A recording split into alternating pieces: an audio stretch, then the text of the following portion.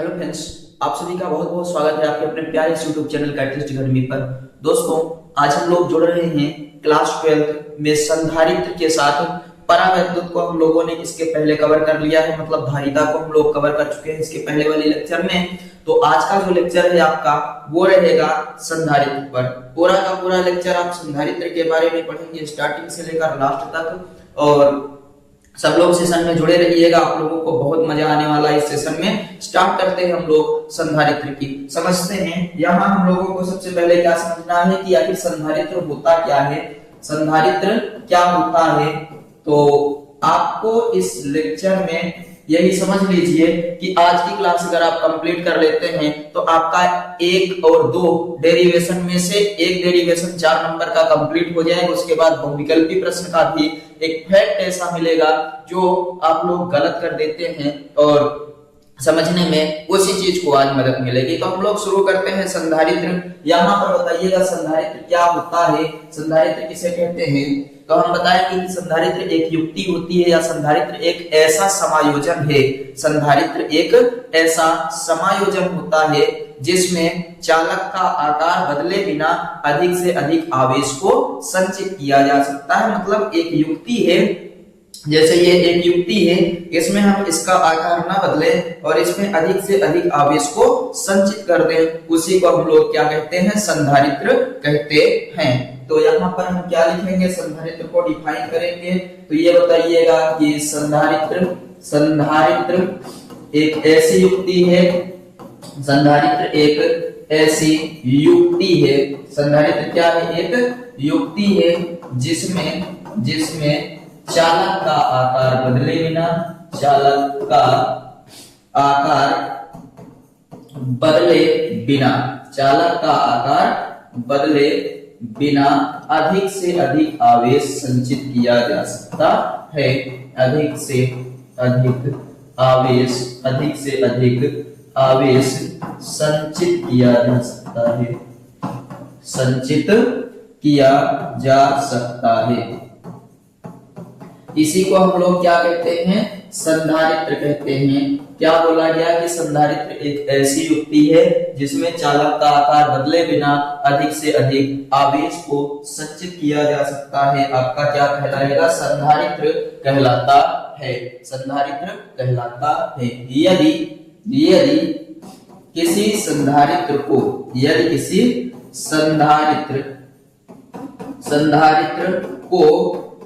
क्यों आवेश देने से संधारित्र के विभव में होने वाली वृद्धि, संधारित्र के विभव में होने वाली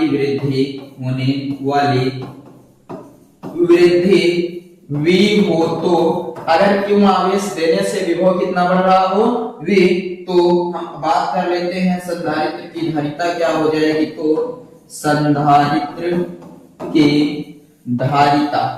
संधारित्र की धारिता C बराबर Q बाई V और मात्रक क्या हो जाएगा, फैराड। समझ में आया। अगर किसी चालक को क्या किया जाए, क्यों आवेश दिया जाए, आवेश क्यों देने से संधारित्र के विभव में V वोल्ट की वृद्धि हो, विभव में कितना वृद्धि हो, V वोल्ट, तो संधारित्र की धारिता C बराबर Q बाई V फैराड होती है। तो एक ऐसी युक्ति जिसमें चालक का आकार बदले बिना अधिक से अधिक आवेश को संचित किया जा सकता है, संधारित्र कहलाता है। संधारित्र जो होता है ये क्या होता है, आवेश अगर Q दे दे और विभव V बढ़ जाए तो संधारित्र की धारिता C बराबर Q बाई V हो जाती है। बात करते हैं हम लोग समांतर प्लेट संधारित्र की धारिता निकालने के लिए। तो यहाँ पर आप लिखेंगे, अब हम लोग क्या पढ़ने वाले हैं, समांतर प्लेट संधारित्र की धारिता। समांतर प्लेट संधारित्र की धारिता हम क्या लेंगे, समांतर प्लेट संधारित्र की धारिता को हम लोग सॉल्व करते हैं। देखिए इसका फार्मूला क्या होता है, तो आप बताइएगा कि हम डेरिवेट करेंगे तो हमें इसका फार्मूला पता चलेगा। चलिए डेरिवेशन स्टार्ट करते हैं। सबसे पहले आप मानिएगा कि आपके पास कोई क्या है, यहाँ पर मानते हैं, पहले माना कोई समांतर प्लेट संधारित्र, माना कोई समांतर प्लेट संधारित्र किस किस चीज से मिलकर बना है? एक्स और वाई प्लेटों से, एक्स और वाई प्लेटों से मिलकर बना है, एक्स और वाई प्लेटों से मिलकर बना है, जिस पर क्या वितरित है? विपरीत आवेश वितरित है। मतलब एक पर प्लस तो एक पर माइनस, विपरीत आवेश वितरित है। क्या है? विपरीत आवेश वितरित है, मतलब फैला हुआ है। यदि प्रत्येक प्लेट का क्षेत्रफलीय आवेश घनत्व तो सिग्मा, चैप्टर नंबर 1 से, कि क्षेत्रफलीय आवेश घनत्व क्या हो? सिग्मा हो। यदि प्रत्येक प्लेट का क्षेत्रीय आवेश घनत्व, प्रत्येक प्लेट का क्षेत्रीय आवेश घनत्व सिग्मा यहां पर बनाएंगे, सिग्मा एवं प्लेटों के बीच की दूरी, प्लेटों के बीच की दूरी कितना मानते हैं? प्लेटों के बीच की दूरी स्मॉल डी माना जाता है। प्लेटों के बीच की दूरी स्मॉल डी हो तो अब ध्यान दीजिए, यहाँ पर हम बनाते हैं समांतर प्लेट संधारित्र, और इसकी ये हो गई एक्स प्लेट, ये हो गई वाई, दोनों के बीच की दूरी कितना है? डी। क्लियर समझ में आ रहा है? दोनों के बीच की दूरी क्या हो जाएगी? डी। एक को हम प्लस आवेश वितरित कर देते हैं और दूसरे पर क्या कर देते हैं? माइनस आवेश वितरित कर देते हैं। क्लियर हुआ? प्लस क्यों और माइनस क्यों आवेश से क्या है? ये मिलकर बना है। उसके बाद फिर आप यहाँ पर हमने ये बताया कि अगर इस प्लेट को देखा जाए, इस प्लेट को आप देखें तो प्रत्येक प्लेट का जो क्षेत्रीय आवेश घनत्व है वो सिग्मा है, प्लेटों के बीच की दूरी क्या है? डी। अगर दोनों प्लेटों के बीच वैद्युत क्षेत्र निकालना हो तो आप क्या बताएंगे? यहाँ दोनों प्लेटों के बीच सबसे पहले निकाल लीजिएगा वैद्युत क्षेत्र। दोनों प्लेटों के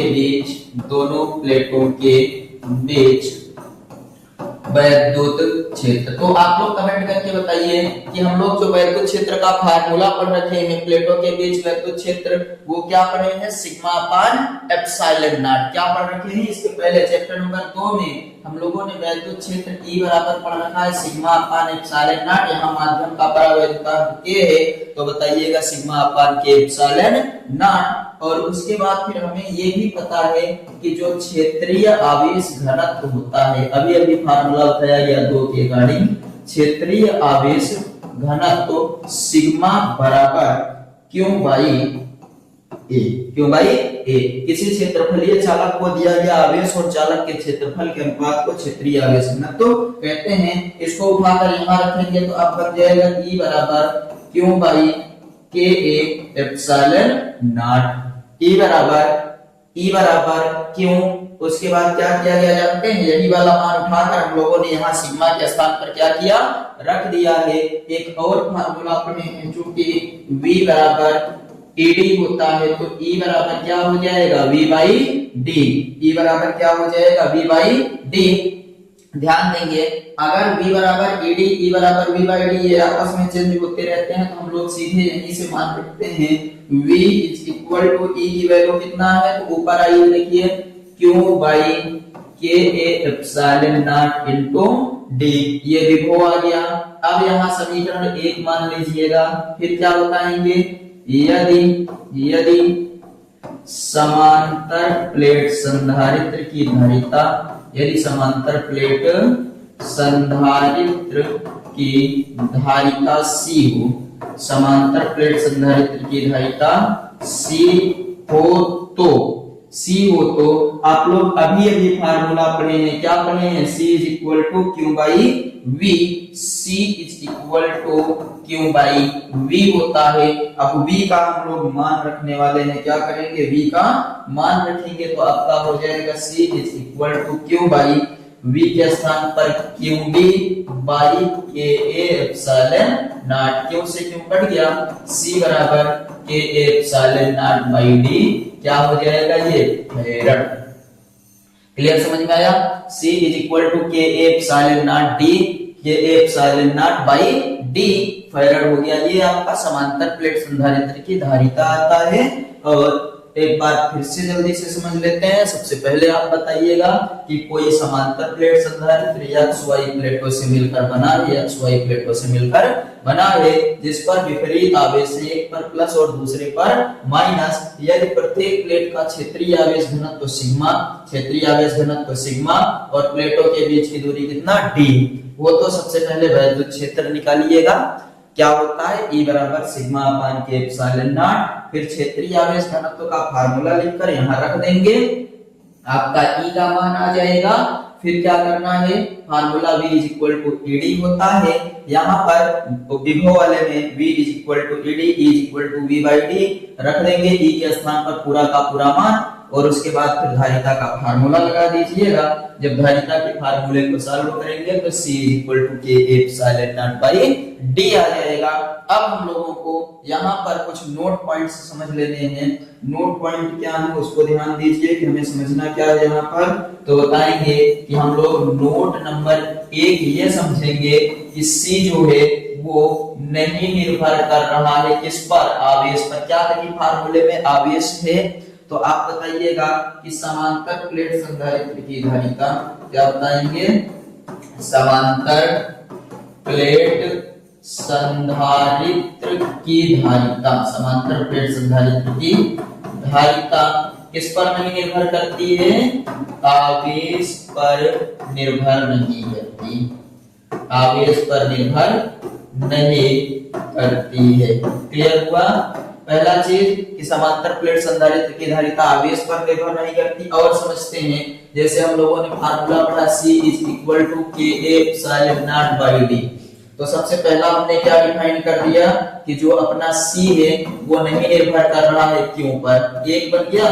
दूसरे की बात करते हैं, C में कहीं V दिख रहा है, तो V भी नहीं दिख रहा है, तो इसका मतलब आप क्या बताएंगे, धारिता विभव पर निर्भर नहीं करती। किसकी, समांतर प्लेट संधारित्र की धारिता, समांतर प्लेट संधारित्र की धारिता किस पर निर्भर नहीं करती है, विभव पर, विभव पर निर्भर नहीं करती। समांतर प्लेट के संधारित्र की धारिता विभव पर निर्भर नहीं करती है। और फिर निर्भर किस किस चीज पर कर रही है, तो आप बताइएगा। यहाँ हमें दिखने को मिल रहा है C proportional A, C proportional epsilon not, C inversely proportional 1/d और C प्रोपोर्शनल K। अब अगर आपसे हम बात करें इन सबको कहते क्या है, ये होता है क्या चीज, क्षेत्रफल, प्लेटों का क्षेत्रफल। एप्सिलॉन नॉट, तो एप्सिलॉन नॉट को क्या कहते हैं, यहाँ पर बताइएगा। इसको हम लोग कहते हैं निर्वात की वैद्युतशीलता, निर्वात की वैद्युतशीलता।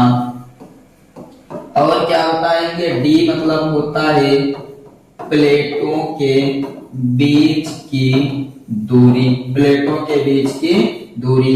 K का मतलब क्या होता है, माध्यम का परावैद्युतांक। तो यहाँ पर आपको ये चीज ध्यान रखना है कि प्लेटों के बीच की दूरी अगर बढ़ाएंगे तो धारिता घटेगी, दूरी बढ़ाएंगे तो धारिता घटेगी। बाकी 3 कंडीशन में क्या होता है, माध्यम के परावैद्युतांक को बदलने पर धारिता का मान बदल जाता है, क्षेत्रफल बढ़ाने पर भी धारिता का मान क्या होता है, चेंज होता है। क्लियर है। यहाँ पर ये सारी चीजें आपको लैंग्वेज में बनानी है कि क्षेत्रफल पर निर्भर करती है निर्वात की वैद्युतशीलता, प्लेटों के बीच के क्षेत्रफल पर निर्भर करती है, प्लेटों के बीच की दूरी पर निर्भर करती है, माध्यम का परावैद्युतांक जो होता है उसके ऊपर भी धारिता निर्भर करती है। तो ये सारी की सारी चीजें आपको यहाँ पर समझ कर रखना है। आप देखिए, एक कंडीशन आती है कि अगर हम प्लेटों के बीच परावैद्युत पदार्थ रख देते हैं, प्लेटों के बीच क्या किया जाता है, कोई परावैद्युत पदार्थ रख दिया जाता है, तो धारिता पर क्या प्रभाव पड़ता है। तो आप बताइएगा कि अगर प्लेटों के बीच कोई परावैद्युत पदार्थ रख देते हैं तो प्रेरण के कारण परावैद्युत पदार्थ की सतहों पर बराबर एवं विपरीत आवेश उत्पन्न हो जाता है। अगर हमने कोई परावैद्युत पदार्थ बीच में रख दिया है तो वहां पर प्रेरण के कारण क्या होगा, परावैद्युत पदार्थ की सतह पर विपरीत एवं बराबर वैद्युत क्षेत्र उत्पन्न हो जाता है, जिसके परिणाम स्वरूप परिणामी वैद्युत क्षेत्र की तीव्रता घट जाती है और परिणामी वैद्युत क्षेत्र की तीव्रता घटने के कारण धारिता का मान क्या होता है, बढ़ जाता है। तो ये वाला नोट पॉइंट आप इस तरीके से बताएंगे, नोट क्या बताएंगे कि यदि समांतर प्लेट संधारित्र, यदि समांतर प्लेट संधारित्र की प्लेटों के बीच, समांतर प्लेट संधारित्र की प्लेटों के बीच कोई परावैद्युत पदार्थ रखा जाता है, बीच कोई परावैद्युत पदार्थ रखा जाता है, कोई परावैद्युत पदार्थ रखा जाता है, तो परावैद्युत पदार्थ की सतह पर प्रेरण के कारण बराबर एवं विपरीत आवेश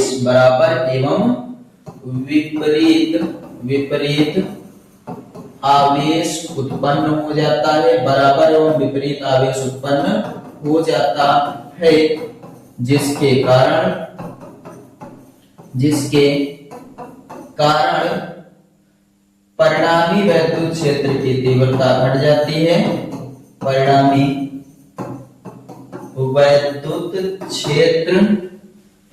वैद्युत क्षेत्र की तीव्रता क्या होती है, तीव्रता घट जाती है।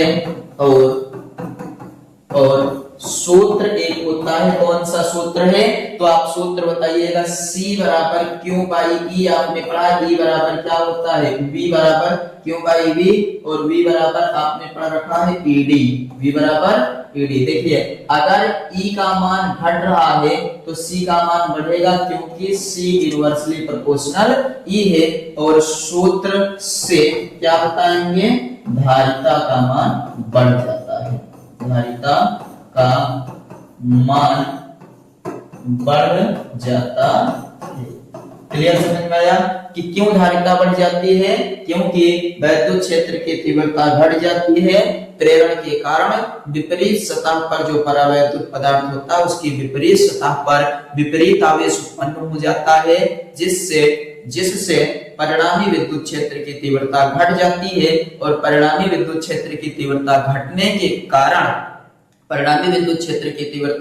घटने के कारण जो आपकी धारिता का मान होता है वो इस वाले फार्मूले से देखा जाए तो तीव्रता घटेगी तो धारिता का मान बढ़ जाता है। क्लियर हुआ यहाँ तक? अगले डेरिवेशन की बात किया जाए, यहाँ तक अगर किसी को कोई डाउट हो तो एक बार कमेंट करके बताइए। संधारित्र समायोजन में युक्ति है जिसमें आवेश को संचित किया जाता है बिना आकार बदले। समांतर प्लेट संधारित्र की धारिता के एप्सिलॉन नॉट बाय डी आवेश और विभव पर निर्भर नहीं करती, जितना ज्यादा दूरी बढ़ाएंगे धारिता उतना कम होगी। इस तरीके से आप यहाँ पर बताइएगा। यहाँ हमने इन सारी चीजों को बर्बाद किया। प्रेरण के कारण विपरीत सतह पर विपरीत आवेश उत्पन्न होने के कारण विद्युत क्षेत्र की तीव्रता घटती है, और तीव्रता घटने के कारण धारिता का मान क्या होता है, बढ़ जाता है। आगे बात करते हैं समांतर प्लेट संधारित्र की धारिता जब प्लेटों के बीच कोई परावैद्युत पदार्थ रखा गया हो। समांतर इंपॉर्टेंट डेरिवेशन है, समांतर प्लेट संधारित्र की धारिता, समांतर प्लेट संधारित्र की धारिता, समांतर प्लेट संधारित्र की धारिता जब प्लेटों के बीच आंशिक रूप से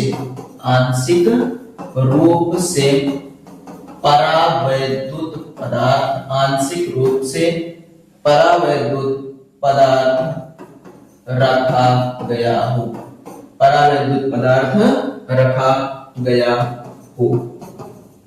तो ये धारिता का व्यंजक है। समांतर प्लेट संधारित्र की धारिता जब प्लेटों के बीच क्या रखा जाए, आंशिक परावैद्युतांक रखा जाए या आंशिक रूप से कोई परावैद्युत पदार्थ रखा गया हो, तो ऐसी कंडीशन में धारिता कितनी आती है, इसी चीज को हम लोगों को अब क्या करना है, समझना है। तो हम सबसे पहले यही मानेंगे कि माना कोई समांतर प्लेट संधारित्र X और Y प्लेटों से मिलकर बना है, जिसके बीच की दूरी d है, और प्लेटों के जो पृष्ठीय आवेश घनत्व है वो सिग्मा है प्रत्येक प्लेट का।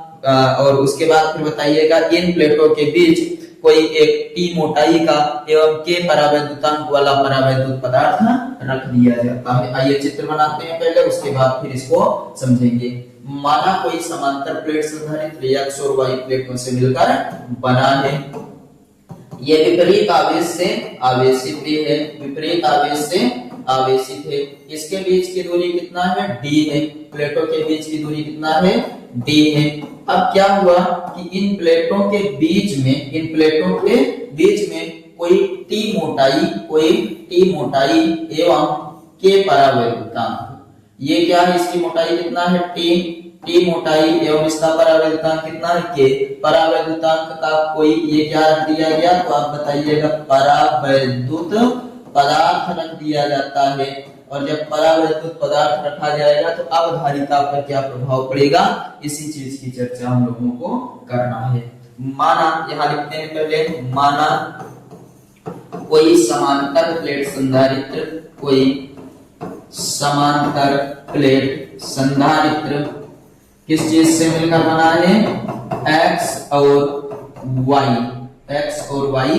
प्लेटों से मिलकर बना है, X और Y प्लेटों से मिलकर बना है एवं एक ऐसे माध्यम में रखा गया है, एक ऐसे माध्यम में रखा गया है। यहाँ पर एक ऐसे माध्यम में रखा गया, इसको ना लिखकर बताइएगा, यहाँ पर एक ऐसे माध्यम को ही रखा गया है, तो बताएंगे X और Y प्लेटों से मिलकर बना है, जिस पर विपरीत आवेश है, जिस पर विपरीत आवेश है। प्लेटों के बीच की दूरी d है, प्लेटों के बीच की दूरी d है, और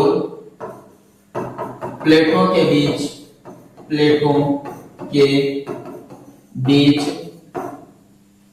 T मोटाई एवं K परावैद्युतांक का कोई परावैद्युत पदार्थ रखा गया है, कोई परावैद्युत पदार्थ रखा गया है, कोई परावैद्युत पदार्थ रखा गया है। यहाँ तक समझ में आया, जो चित्र में है उसी चीज को हमने बताया कि कोई समांतर प्लेट संधारित्र X और Y प्लेटों से मिलकर बना है, विपरीत आवेश से आवेशित है, और उसके बाद प्लेटों के बीच की दूरी d है, और उसके बाद फिर क्या बताया गया कि इन्हीं प्लेटों के बीच T मोटाई एवं K परावैद्युतांक की कोई क्या रखी गई है, प्लेट रखी गई है या परावैद्युत पदार्थ रखा गया है। अब अगर आपसे पूछा जाए कि चलिए बताइए प्लेटों के बीच वायु की कितनी दूरी है, प्लेटों के बीच वायु की दूरी, अगर हम वायु की दूरी की बात करें तो आप कहेंगे कि यहाँ d माइनस डी, क्योंकि T तो परावैद्युतांक हो गया, D में से T घटा दिए, वायु के बीच की दूरी कितना हो गया, D माइनस T। अगर हम बात करें वायु में वैद्युत क्षेत्र, तो आप कहेंगे E1 बराबर सिग्मा अपान एप्सिलॉन नॉट। यहाँ क्या नहीं रहेगा, क्यों नहीं रहेगा, क्योंकि माध्यम का परावैद्युतांक इस बार क्या किया गया है, आपका अलग कर दिया गया है। माध्यम का परावैद्युतांक क्या किया गया है, अलग कर दिया गया। हम लोगों को पता है कि सिग्मा इज इक्वल टू होता है Q बाई A, तो Q by A epsilon not कितना बन गया, यहाँ तक क्लियर। प्लेटों के बीच की दूरी पता चल गई, हमें वैद्युत क्षेत्र पता चल गया। अब हम लोगों को पता है V बराबर ED होता है। V बराबर क्या होता है, ED। तो हम लोग यहाँ पर कह सकते हैं कि अगर V1 निकालना हो तो V1 मतलब E1 D, E1 क्या हो जाएगा, बगल में क्या लग जाएगा, D। अब हम लोग निकालते हैं यहाँ पर, अब वैद्युत विभव V1 बराबर E1 और D के स्थान पर D माइनस टी, यहां से क्लियर हुआ।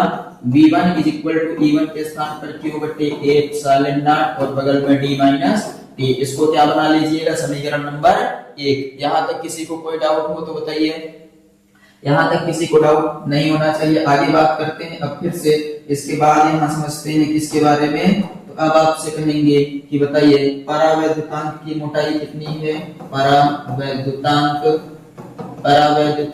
की मोटाई, तो आप कहेंगे परावैद्युतांक की मोटाई T है। उसके बाद फिर हमें क्या निकालना है, परावैद्युतांक में वैद्युत क्षेत्र, परावैद्युतांक में वैद्युत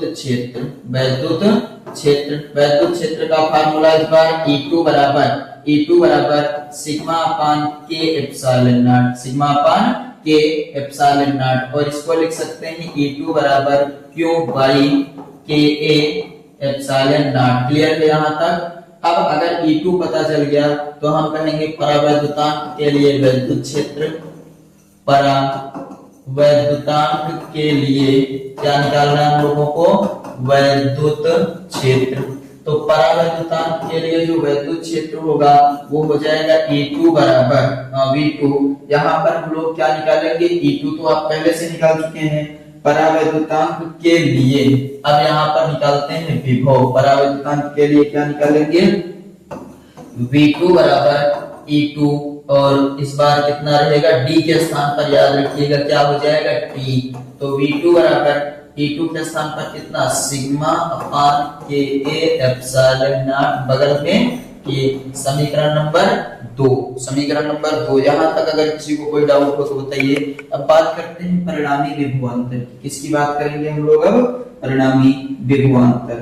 तो परिणामी विभवांतर की बात कर लेते हैं। परिणामी विभवांतर बराबर क्या होता है, V बराबर V1 प्लस V2। तो यहाँ से बनेगा V बराबर V1 का मान हम लोगों का ये आया है क्यों बटे A epsilon naught D minus T, plus यहाँ पर आया है सिग्मा अपान, यहाँ पर सिग्मा को हम लोग बोलते हैं क्यों। ध्यान दीजिए, सिग्मा को क्या बोला जाता है, क्यों बोलते हैं। तो इस पर हम लोग रख लेंगे कितना, क्यों हो जाएगा, तो यहाँ भी क्यों अपान के ए एप्सिलॉन नॉट टी। जो कॉमन हो रहा है कॉमन लीजिए, जैसे क्यों अपान ए एप्सिलॉन नॉट कॉमन हो जाएगा। यहाँ बचा D minus T plus T बटे के, इतना बन गया। अब यहाँ पर लगाइएगा धारिता की परिभाषा। यदि समांतर प्लेट संधारित्र की धारिता C हो, यदि समांतर प्लेट संधारित्र की धारिता, समांतर प्लेट संधारित्र की धारिता कितनी हो, C हो, धारिता C हो, तो हम लोगों ने क्या पढ़ा है, अभी हम लोगों ने C बराबर Q बाई V होता है। V का मान यहाँ से रख देंगे। जब V का मान रखा जाएगा तो अपना क्या बन जाएगा, अपना यहाँ से थोड़ा सा ध्यान देंगे, बन जाएगा हाँ इस तरीके से। C का मान रखते हैं C is equal to Q by V के स्थान पर Q बटे A एप्सिलॉन नॉट, उसके बाद फिर D minus T plus T बटे K। T बटे कितना बन जाएगा, K हो जाएगा। इसको ऐसे करिएगा, Q का बन जाएगा C is equal to A epsilon naught by D minus T plus T by K। इस तरीके से ये आपका फाइनल फार्मूला हो गया। इसको हम लोग क्या बोलते हैं, इसको कहते हैं फेरेड। क्लियर, समझ में आया। एक बार फिर से समझ लीजिए सभी पॉइंट्स। आपका जो पॉइंट है वो कुछ इस तरीके से है। क्या क्या समझेंगे यहाँ ध्यान दीजिए। सबसे पहले हमने कहा कि समांतर प्लेट संधारित्र की धारिता निकालना है जब प्लेटों के बीच आंशिक रूप से परावैद्युत पदार्थ। तो हमने माना कि कोई समांतर प्लेट संधारित्र है, एक्स और वाई प्लेटों से मिलकर बना है। प्लेटों के बीच की दूरी कितना है, प्लेटों के बीच की दूरी क्या है, डी है। इसके बीच की मोटाई और के परावैद्युतांक का कोई परावैद्युत पदार्थ रखा गया। यहाँ पे क्लियर। उसके बाद हमने सबसे पहले निकाला वायु की दूरी, जो ये वाला है। वायु की दूरी निकल रहा है डी माइनस टी। फिर वायु में वैद्युत क्षेत्र, क्योंकि यहाँ पर के नहीं है इसलिए के नहीं लगा दिए। और हमें क्या पता है कि sigma is equal to Q by A होता है, उस मान को भी रख दिए। अब हमें विभव निकालना था, विभव निकालकर समीकरण 1 बना लिए। वायु को चेक किए कि वायु में कितनी दूरी है, वायु का वैद्युत क्षेत्र क्या है, वायु में विभव कितना आता है, परिणामी विभवांतर के लिए दोनों को क्या किया गया, जोड़ दिया गया। जोड़ने के बाद हम लोगों का जो कॉमन हो रहा था कॉमन लिए, और जो बच गया वो आपका बगल में रख दिए, फिर लगा दिए धारिता का फार्मूला। तो धारिता का फार्मूला लगाने के बाद आपके पास मिला C is equal to A epsilon naught d minus T plus T बटे के। इस तरीके से इसको हम लोगों ने सॉल्व कर लिया। अब इसके बारे में कुछ इंपॉर्टेंट पॉइंट समझते हैं, जिसको हम लोग यहाँ पर फैक्ट का नाम देंगे या फिर यहाँ पर आप नोट का नाम दे दीजिए। इसमें नोट नंबर फर्स्ट लिखिए। नोट नंबर फर्स्ट क्या है, तो नोट नंबर फर्स्ट में आप ये बताइएगा कि जब दोनों प्लेटों के बीच परावैद्युत पदार्थ ना रखा गया हो, जब दोनों प्लेटों के बीच कोई परावैद्युत पदार्थ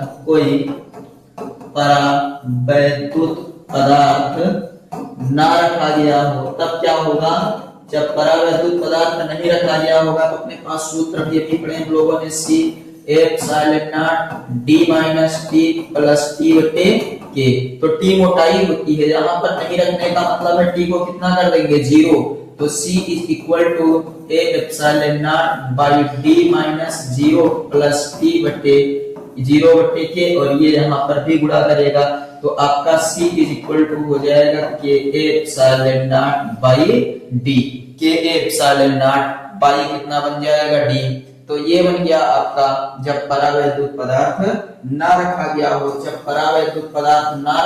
हो, तो क्या हो पाएंगे कि t is equal to 0, C is equal to epsilon naught by d minus 0 plus t बटे, यहाँ t के स्थान पर 0 बटे के। इसको सॉल्व करेंगे तो आ जाएगा epsilon naught by d farad. जब कोई परावैद्युत पदार्थ ना रखा गया हो तो ये फार्मूला आता है। उसके बाद अगर परावैद्युत पदार्थ रखा गया हो, क्या किया गया हो, दूसरा पॉइंट हमें क्या समझना है कि उसमें जितनी जगह है मतलब संपूर्ण स्थान को किससे भर दिया जाए, परावैद्युत पदार्थ से भर दिया जाए।